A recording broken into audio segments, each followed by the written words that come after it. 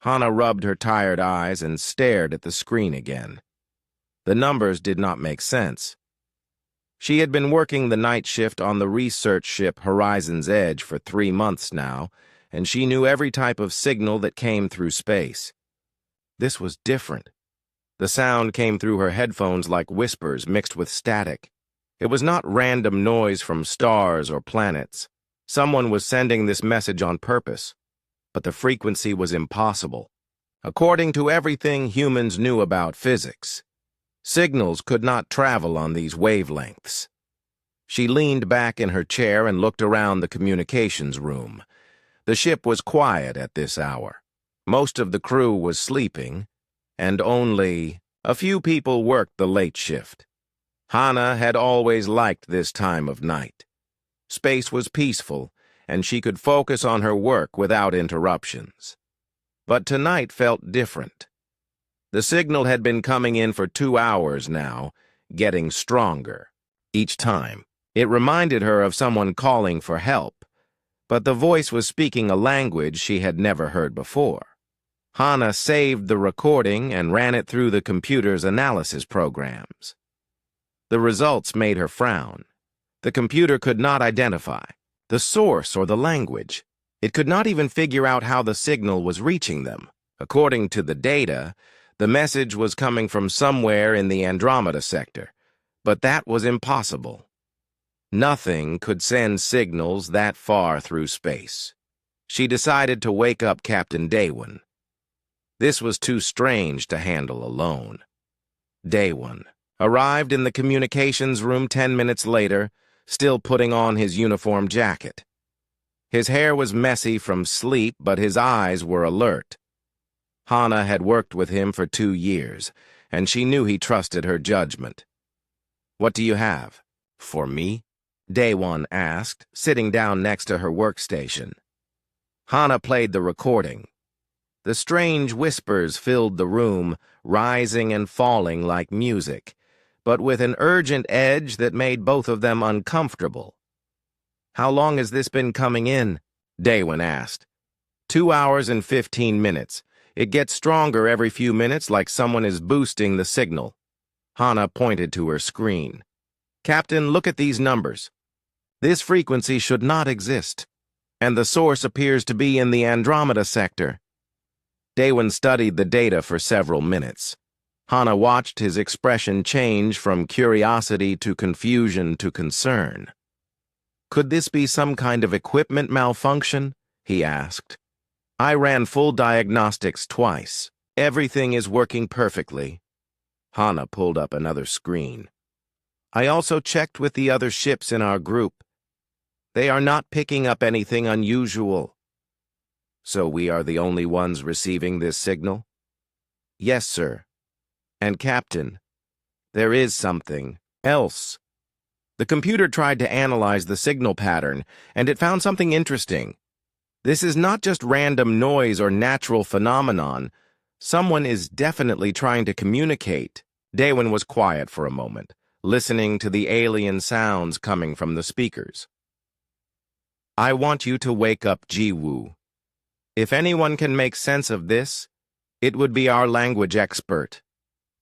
Jiwoo arrived 20 minutes later with a cup of coffee and a tablet full of analysis programs. She was the ship's xenolinguist, which meant she studied alien languages, even though humans had never found any aliens before. Her job usually involved analyzing theoretical communication patterns and preparing for the day when humanity might meet other intelligent species. Today, that day might have arrived. Jiwoo listened to the recording 3 times before speaking. "This is definitely artificial," she said. "I can hear patterns in the sound that suggest grammar and structure. Whoever is sending this has a complex language system." "Can you translate any of it?" Daewon asked. "Give me some time. I need to run this through my linguistic analysis programs and look for mathematical patterns." Jiwoo connected her tablet to the main computer system. If this is a real alien language, it might take hours or even days to figure out basic meanings. But Jiwoo was wrong about the time. After only 90 minutes of work, she called the captain back to the communications room. Her face was pale, and her hands were shaking slightly. "I found something," she said. "The message repeats every 17 minutes, but with small changes each time. I think they are trying different ways to say the same thing, hoping someone will understand." "What are they trying to say?" Hana asked. Jiwoo pulled up her translation notes on the main screen. "I can only understand fragments, but the message is definitely a distress call. I keep seeing patterns that match concepts like help, danger, and dying. But there are other words that worry me more." She highlighted several sections of her analysis. "These patterns here appear to mean extinction or ending of everything, and this section repeats most often. I think it translates to something like last hope or final chance." The room fell silent, except for the continuing alien whispers from the speakers.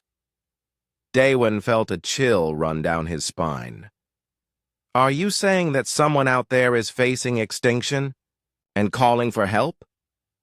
"That is what the evidence suggests. But, Captain, there is more. I found mathematical sequences embedded in the message. Star coordinates, I think. They are telling us where they are located." Before Daewon could respond, the signal suddenly became much louder and clearer. All three humans froze as the alien voice filled the room with what sounded like desperate pleading. Then, just as suddenly, the signal cut to static. Hana worked frantically at her controls, trying to re-establish contact. "I lost them, Captain. The signal is completely gone." "Keep trying," Daewon ordered. He turned to Jiwoo. "You said they sent coordinates. Where are they?" Jiwoo checked her calculations twice before answering. "The Kepler 442 system. It is about 47 light years from Earth." Daewon stared at the star charts on the main screen. Kepler 442 was in a sector that human ships had never explored. If there really were aliens there, and if they were in trouble, humanity was about to face its biggest decision ever. "Hana, send an immediate report to Earth Command," Daewon said. "Tell them we have received what appears to be an alien distress call. Include all recordings and analysis data." As Hana began transmitting the report, long-range sensors started detecting something that made everyone's blood run cold. Massive energy signatures were moving through space toward the outer human colonies. Whatever had threatened the aliens was now heading toward Earth. Admiral Ki-hoon stood in the command center of Earth's main space station, watching dozens of screens showing ship movements across the solar system. The report from the horizon's edge had reached Earth Command 6 hours ago, and since then, everything had changed. The alien distress call was real. The language analysis confirmed it. And the energy signatures moving toward human space were getting stronger every hour. "Admiral, the Iron Mountain is ready for departure," reported Commander Yi-Sul from her station. "Captain Minho requests permission to begin the jump to Kepler 442. Ki-hoon studied the tactical display one more time. The Iron Mountain was humanity's newest heavy cruiser, equipped with the most advanced weapons and shields available. If they were going to make first contact with an alien species, they needed their best ship. "Permission granted," Ki-hoon said. "Tell Captain Minho that this mission has 2 objectives. First, make contact with these aliens and offer assistance. Second, gather intelligence about whatever is threatening them." "Yes, sir. The ship will jump in 30 minutes. Ki-hoon walked to the observation deck and looked out at the stars. In his 30 years of military service, he had never imagined he would be sending a human ship to meet aliens. The possibility had always existed in theory, But most people believed humanity was alone in the galaxy. Now everything was different. And if the aliens were right about facing extinction, humanity might be facing the same threat very soon. Captain Minho received the final mission briefing as his ship prepared to jump through hyperspace. The Iron Mountain was a massive vessel, over 800 meters long and carrying a crew of 300. It had enough firepower to destroy a small moon, but Minho hoped they would not need weapons on this mission. "All stations report ready for hyperspace jump," announced Lieutenant Young-ho from the navigation station. "Execute jump," Minho ordered. The stars outside disappeared, replaced by the swirling colors of hyperspace. The journey to Kepler 442 would take 18 hours at maximum speed. Minho used the time to study everything they knew about the alien signal and to prepare his crew for humanity's first contact with another intelligent species. Dr. Soyeon, the ship's chief medical officer, worked in her laboratory preparing for the possibility of treating alien injuries. She had no idea what alien biology might look like, but she gathered every medical supply and scanning device available. Engineer Hyunsik studied the technical data from the alien transmission, trying to understand how their technology worked. The signal frequencies were unlike anything in human science, which meant the aliens had discovered physics principles that humans had not yet learned. When the Iron Mountain dropped out of hyperspace at the edge of the Kepler 442 system, what they found shocked everyone on board.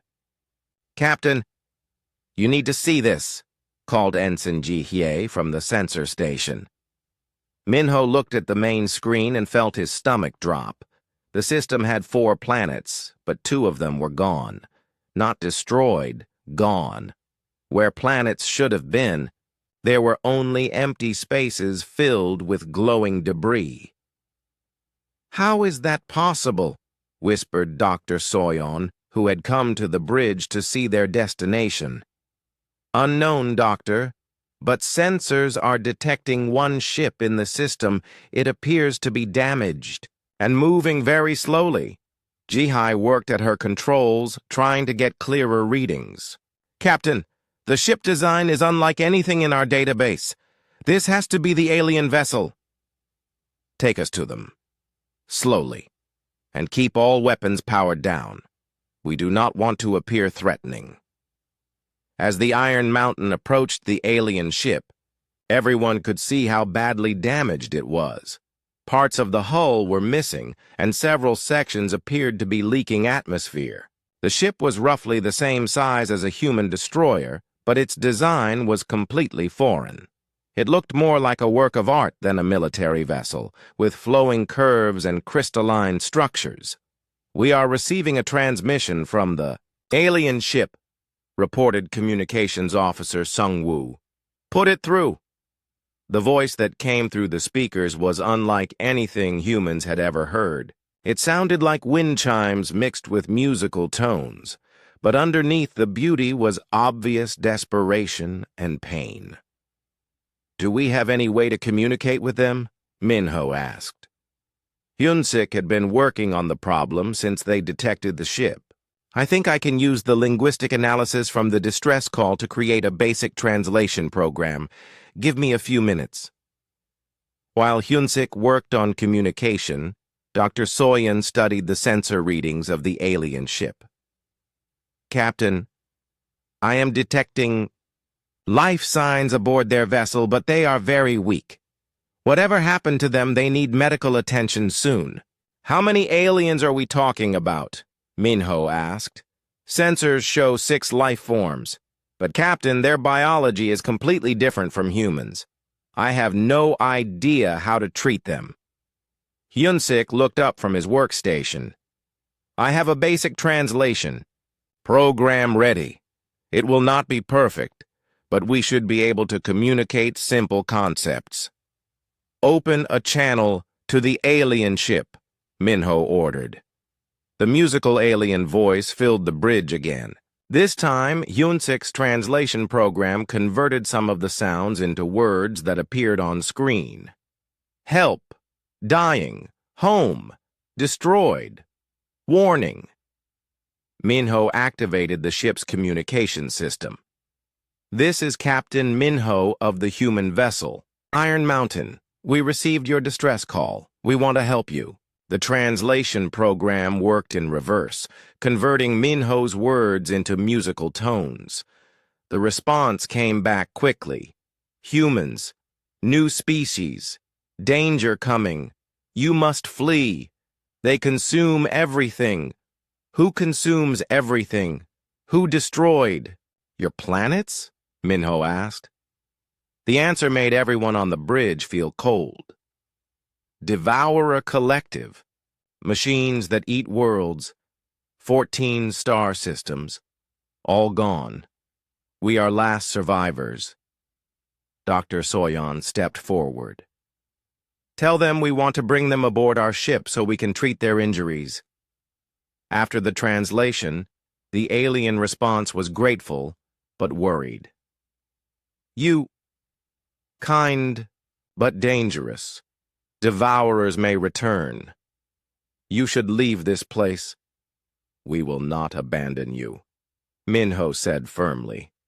Prepare for rescue operations. 20 minutes later, the Iron Mountain's rescue shuttles docked with the alien vessel. What the human rescue teams found inside would change everything they thought they knew about life in the galaxy. The aliens were unlike anything from Earth. They stood about 7 feet tall, with 6 arms and bodies that seemed to be made of living crystal that glowed with soft internal light. Their faces were angular and beautiful, with large eyes that reflected intelligence and sadness. The alien leader, who identified himself as Thane Corvex, was badly injured, but still able to communicate through their translation device.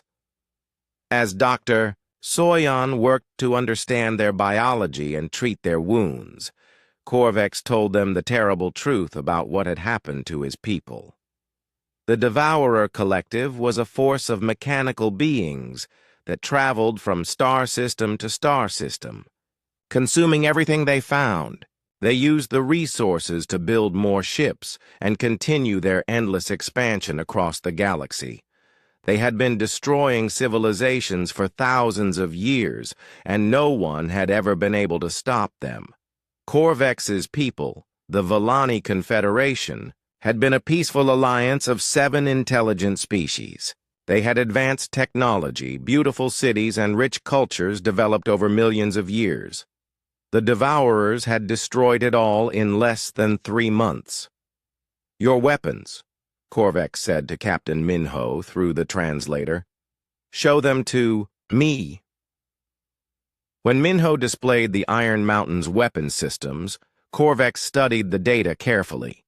The human ship carried nuclear missiles, particle beam weapons, and kinetic bombardment systems that could crack planets. For the first time since his rescue, something like hope appeared in the alien's large eyes. Your species, Corvex said. You are warriors. President Yunji sat at the head of the emergency council table, looking at the faces of world leaders who had gathered on short notice. The news from the Iron Mountain had reached Earth 12 hours ago, and the implications were staggering. Humanity was not alone in the galaxy, and they were about to face an enemy that had destroyed entire civilizations. Dr. Wubin, please present your analysis, Yunji said to the scientist sitting across from her. Dr. Wubin activated the holographic display in the center of the room. Images of Earth appeared, showing the planet's violent history over millions of years. Ladies and gentlemen, what I am about to tell you will change how we think about humanity's place in the galaxy. Wubin began. According to the data we received from the alien survivor, most intelligent species in the galaxy evolved on what they call garden worlds. planets with stable climates, predictable seasons, and gentle environments. The display showed peaceful planets with calm oceans and steady weather patterns. Earth is different. Earth is what galactic science classifies as a death world, a planet so hostile that most species would never survive there. The image changed to show Earth's chaotic history: ice ages, volcanic eruptions, asteroid impacts, and constantly changing climates. Consider what humans have survived, Wubin continued. Ice ages that lasted thousands of years, supervolcanic eruptions that blocked out the sun, asteroid impacts that wiped out entire ecosystems, constant climate change, predators that could kill us easily, diseases that devastated populations. And through it all, humans not only survived, but thrived. General Myung-soo, head of Global Defense Forces, leaned forward. What does this mean for our current situation? It means that humans are fundamentally different from every other intelligent species in the galaxy. While other species evolved to cooperate and live peacefully, humans evolved to fight, adapt, and overcome impossible challenges. We are natural warriors because we had to be. The room fell silent as the implications sank in. Finance Minister Dong-yun was the first to speak. Are you saying that our violent history is actually an advantage? Exactly. Every war, every conflict, every struggle in human history has prepared us for this moment. We know how to fight because we have never stopped fighting against nature, against each other, against impossible odds.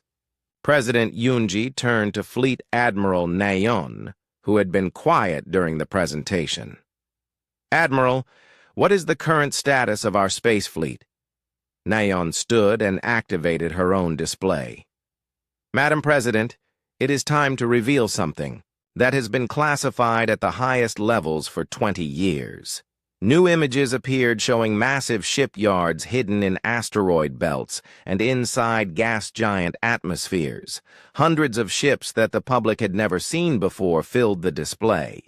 The exploration fleet that the galaxy knows about represents only 3% of human space-based military assets. The other 97% consists of weapons platforms, dreadnought battle groups, and experimental weapons designed specifically for total warfare. The world leaders stared in shock at the size of humanity's hidden fleet. Ships larger than cities floated in secret bases throughout the solar system. How long has this been kept secret? Asked Chancellor Sung-ho. Since the species unification, wars ended 25 years ago. After humans finally stopped fighting each other, we realized that our military technology was far too advanced to reveal to a potentially peaceful galaxy. We maintained our exploration and research programs publicly while building a defensive fleet in secret. Dr. Wubin pulled up technical specifications of human weapons. Admiral, show them the comparison between our technology and what the Devourers used to destroy the alien civilizations. The display split to show human weapons on one side and Devourer technology on the other. The analysis results made several council members gasp. Our quantum warfare theories are actually more advanced than Devourer technology, Nayeon explained.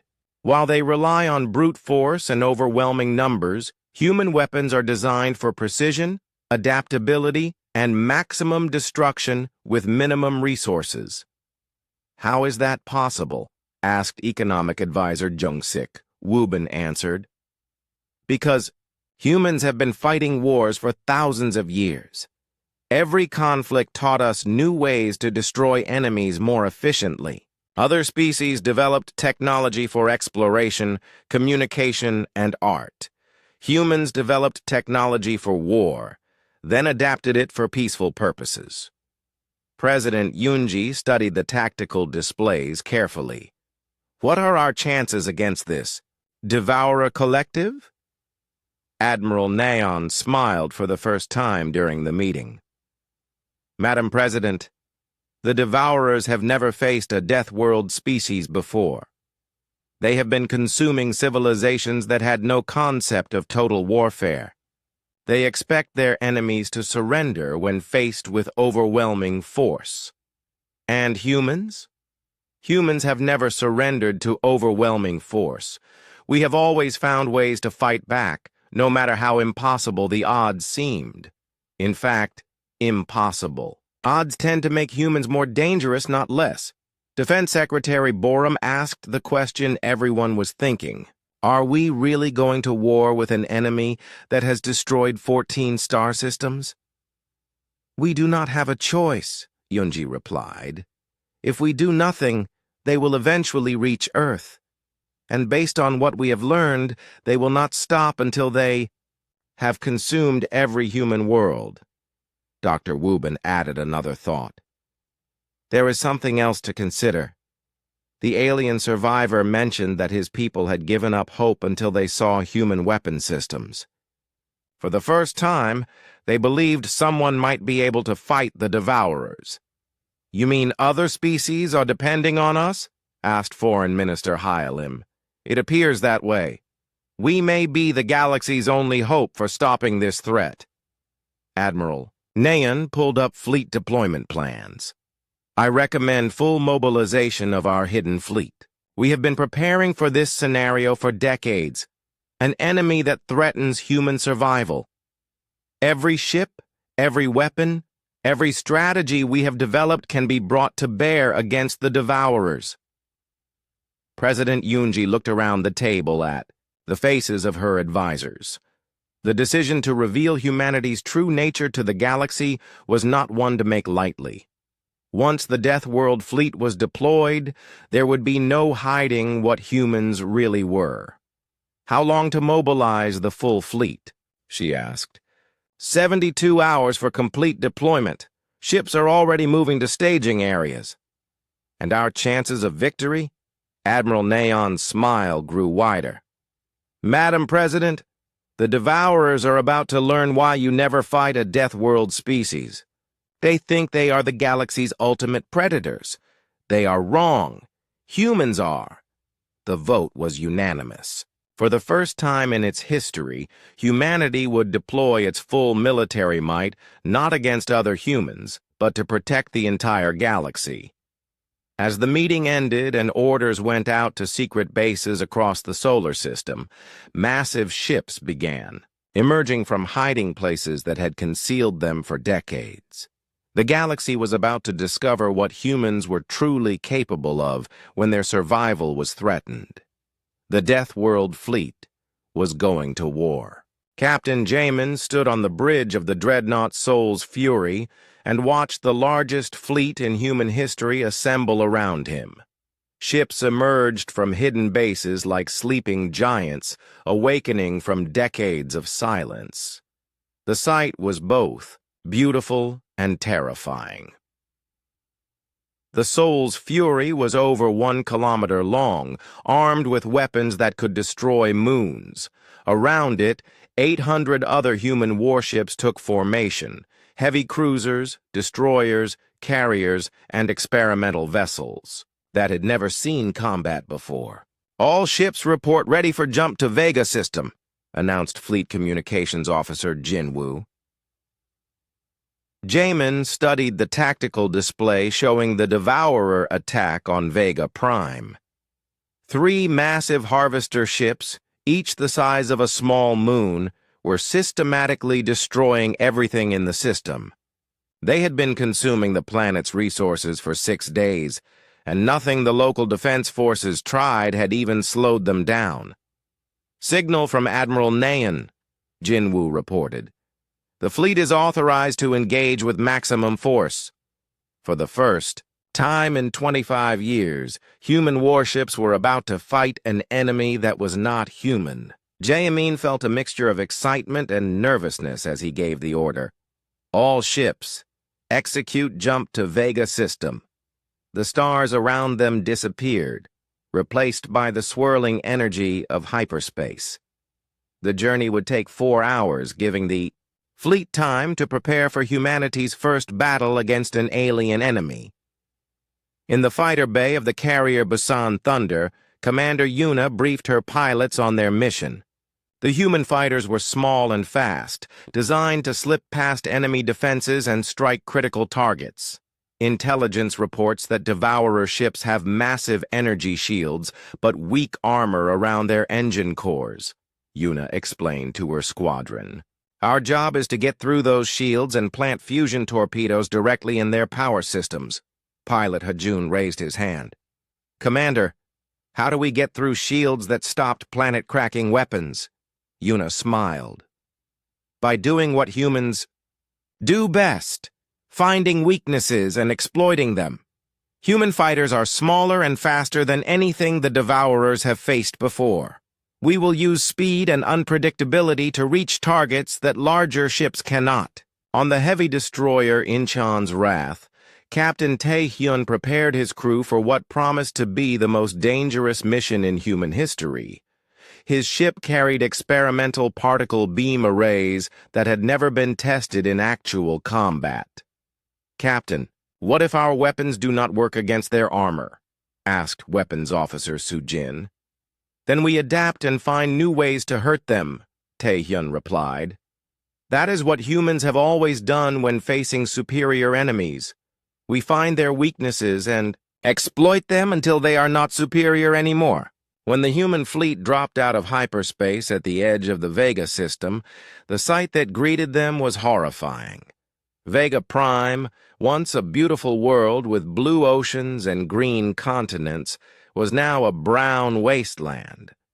The 3 Devourer harvesters floated in orbit like mechanical vultures, consuming everything they could reach. Sensors detect the Devourer ships, reported Science Officer Kyung-min from the Soul's Fury. Each harvester is approximately 800 kilometers long and protected by energy shields measuring 12,000 terawatts. What about the planet? Jamin asked. 60% of the surface has been stripped of all resources. At current consumption rate, the planet will be completely harvested in 18 hours. Jamin activated the fleet communication system. All ships, this is Captain Jamin. Today we find out if 25 years of preparation was enough. Remember, we are not just fighting for humanity. We are fighting for every intelligent species in the galaxy. The Devourer ships detected the human fleet immediately. For thousands of years, they had followed the same pattern when encountering resistance. Deploy overwhelming force until the enemy surrendered or was destroyed. They expected this encounter to follow the same pattern. They were wrong. The lead. Devourer Harvester launched a wave of energy weapons that could vaporize continents. The beams struck the human fleet's shields and were absorbed harmlessly by defensive systems the Devourers had never encountered before. All weapons free, Jamin ordered. Show them what Deathworlders can do. The human fleet opened fire with everything they had. Particle beams, fusion missiles, kinetic bombardment rounds, and experimental quantum weapons filled space with deadly energy. But the Devourer shields held just as they had against every other species. Shields holding at 98%, reported Kyung-min. Our weapons are not penetrating their defenses, but Jimin was not worried. This was exactly what human strategists had expected. Phase 2. All fighters launch. Yuna led 300 human fighters in a direct assault on the closest Devourer ship.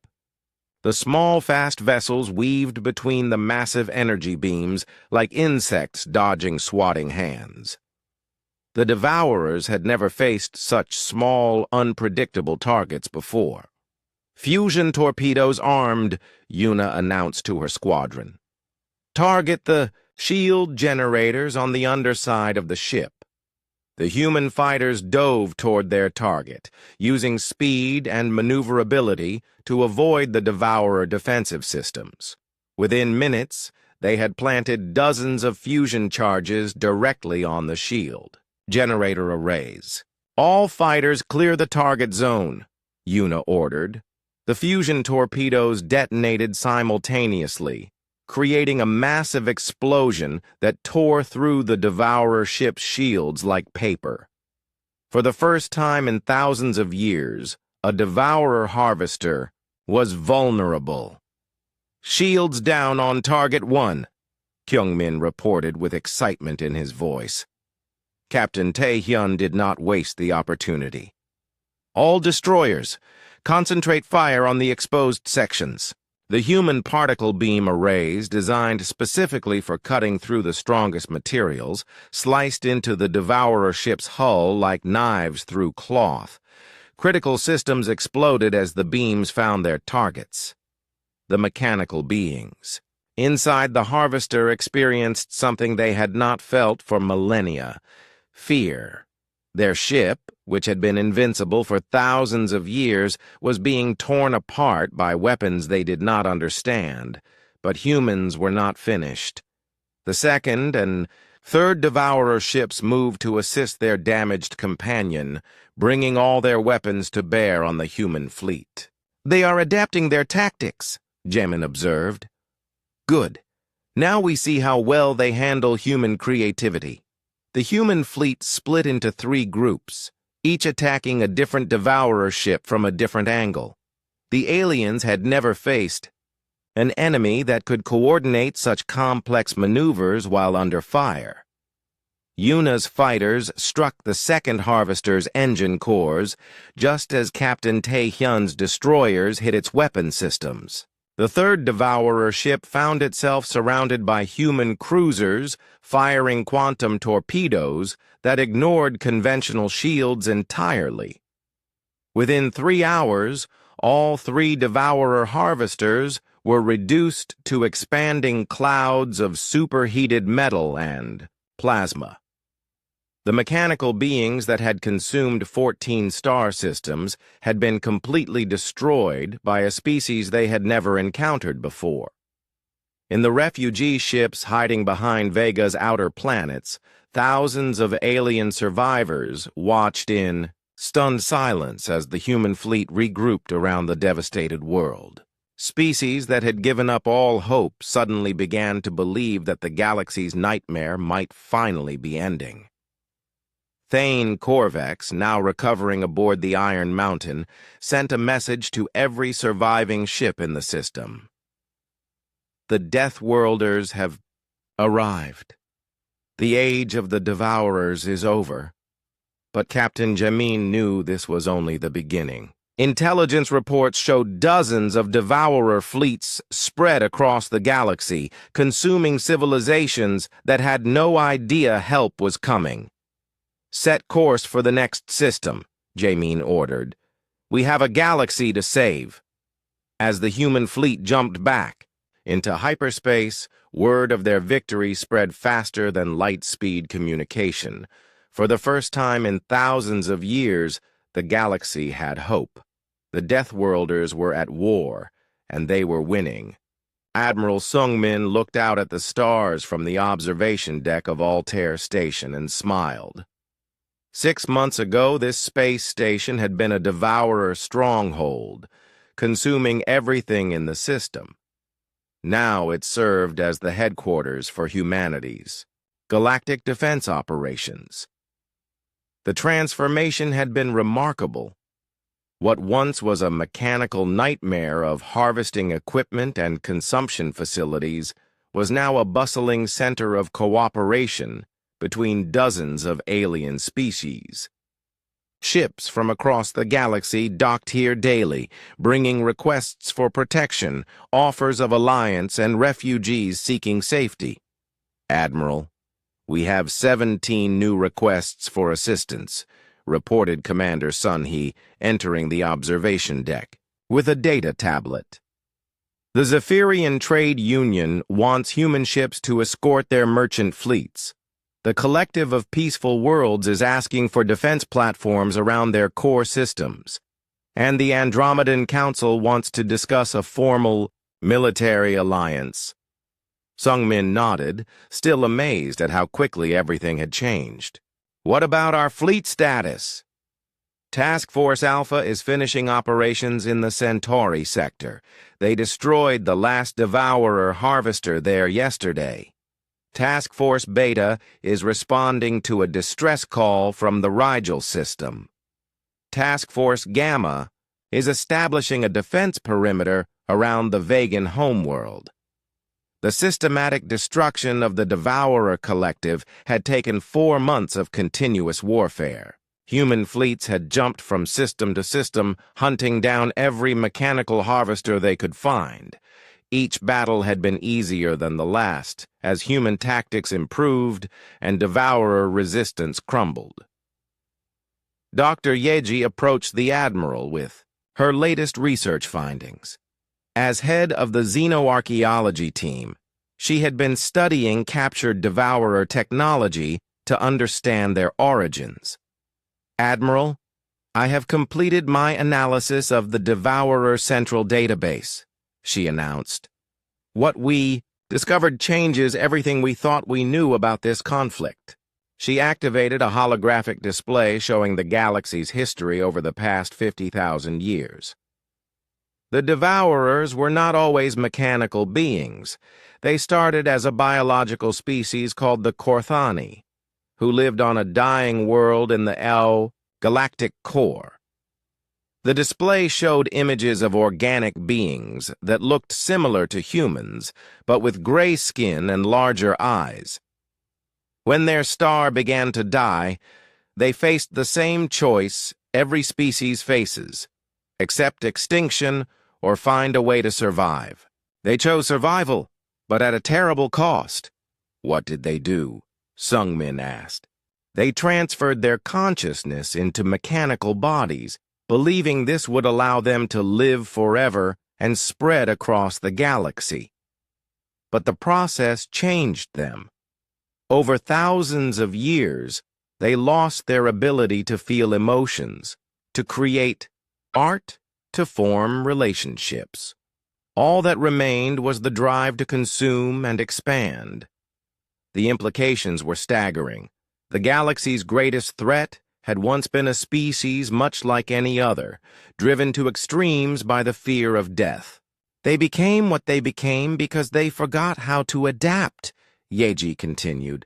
When faced with extinction, they chose to become machines rather than finding new ways to live. Humans chose differently. A communication alert interrupted their discussion. Admiral, we have an incoming message from Earth Command, announced the station's communication officer. Put it through. President Yunji appeared on the main display, speaking from her office on Earth. Admiral Sungmin, I want to congratulate you and the entire fleet on the successful completion of Operation Galactic Freedom. The last Devourer. Stronghold has been destroyed. Cheers erupted throughout the station as the news spread. After months of warfare, the mechanical threat that had consumed 14 star systems was finally ended. However, the president continued, our responsibilities are just beginning. I am officially announcing the formation of the Terran Galactic Defense Force. Admiral Sungmin, you will serve as its first commander. Sungmin felt the weight of history settling on his shoulders. Humanity was no longer just defending itself. It was accepting responsibility for protecting the entire galaxy. What are our new orders, Madam President? Establish permanent defense stations in key systems throughout the galaxy. Work with our alien allies to create early warning networks.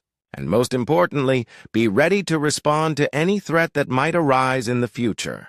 After the communication ended, Sungmin walked through the station's diplomatic quarters, where representatives from 47 different species were working together to build a new galactic government. The sight would have been impossible to imagine a year ago.